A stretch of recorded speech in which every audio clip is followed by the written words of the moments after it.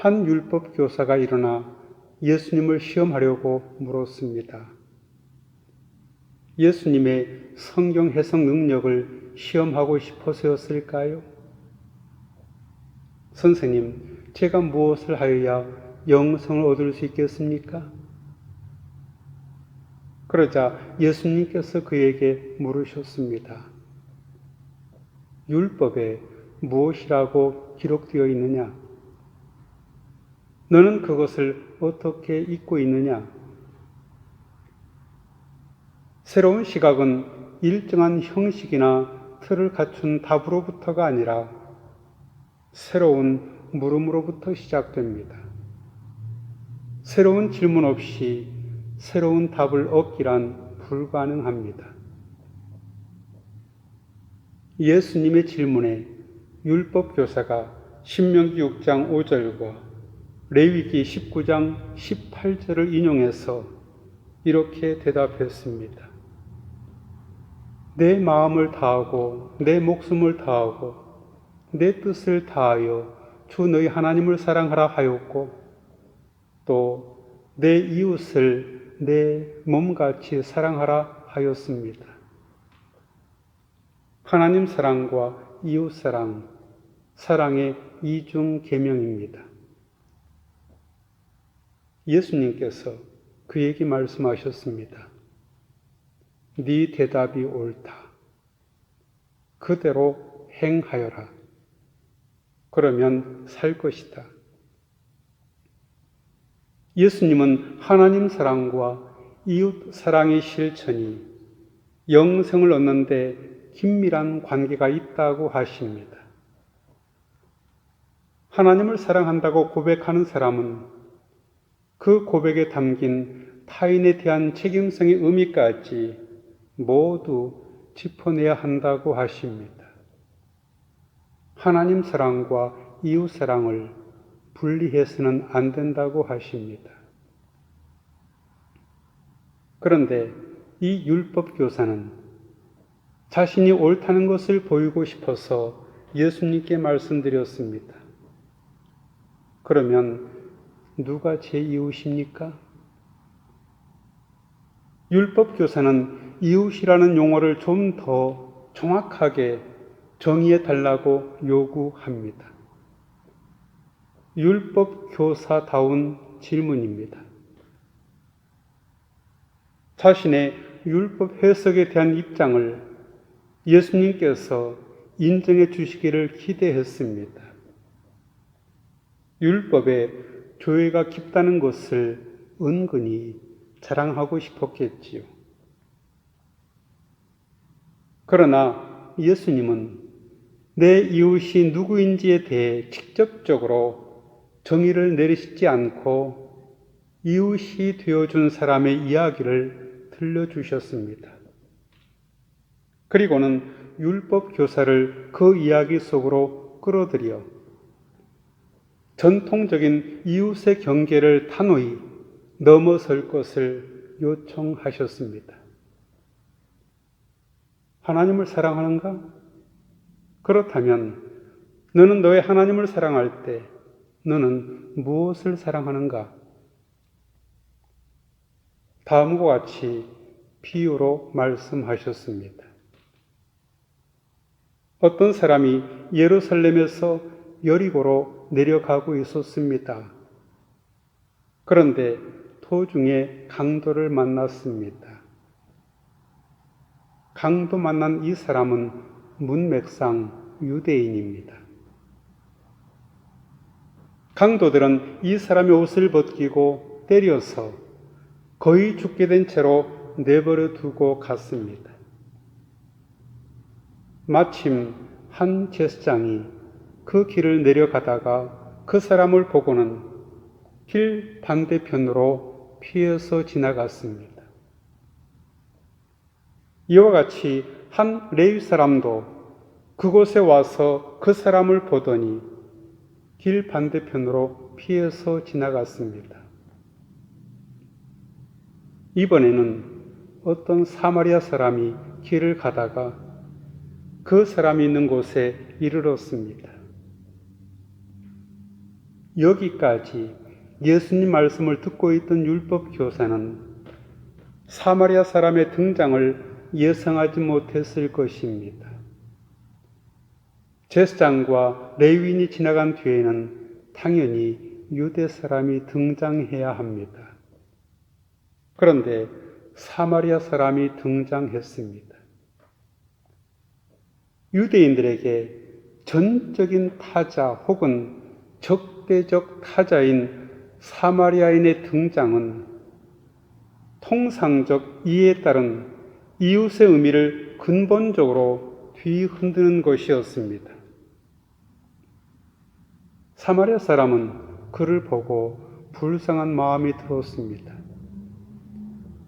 연민은 함께 고통스러워함입니다. 그래서 그 사람에게 가까이 다가가 상처에 올리브 기름과 포도주를 바르고 싸매 주었습니다. 그런 후 그 사람을 자기 짐승에 태워서 여관으로 데려가 그를 정성껏 보살펴 주었습니다. 자기가 할 수 있는 최선의 방식으로 그 사람을 치료하고 돌보아 주었습니다.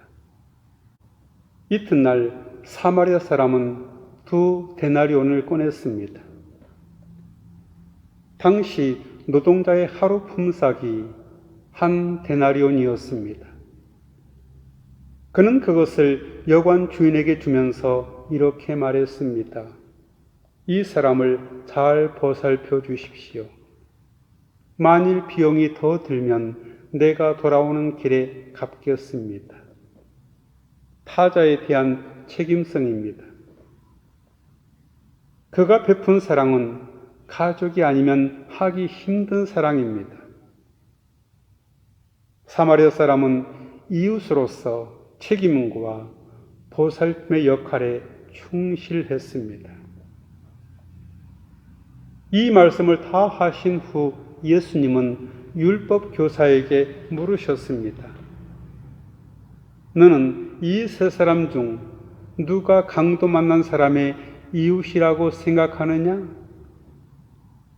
여기서 흥미로운 것은 누가 내 이웃인가라는 율법 교사의 질문을 예수님께서는 강도 만난 사람에게는 이 세 사람 중에 누가 이웃인가로 바꾸셨다는 점입니다.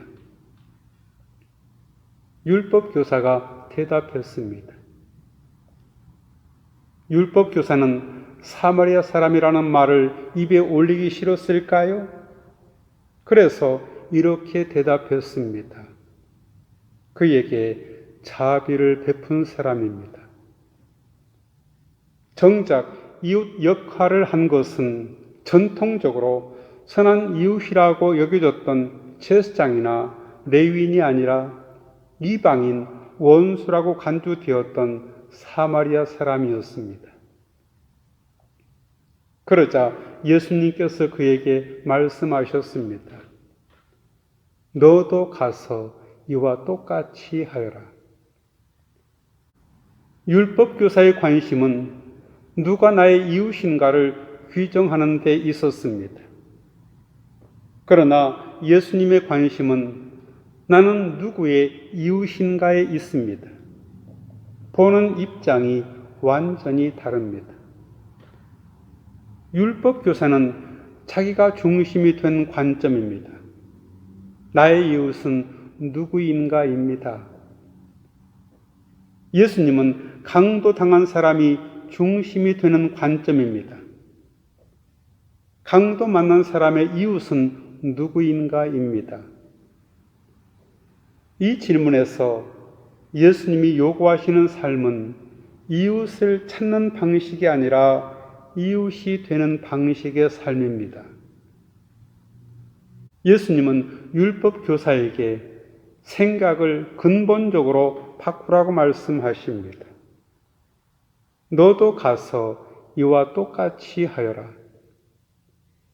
이 말씀은 내가 누군가의 이웃이 될 수도 있지만 동시에 누군가의 연민, 보살핌이 필요한 존재, 즉 진정한 이웃이 절실해지는 상황에 놓일 수도 있는 존재라는 사실을 암시합니다.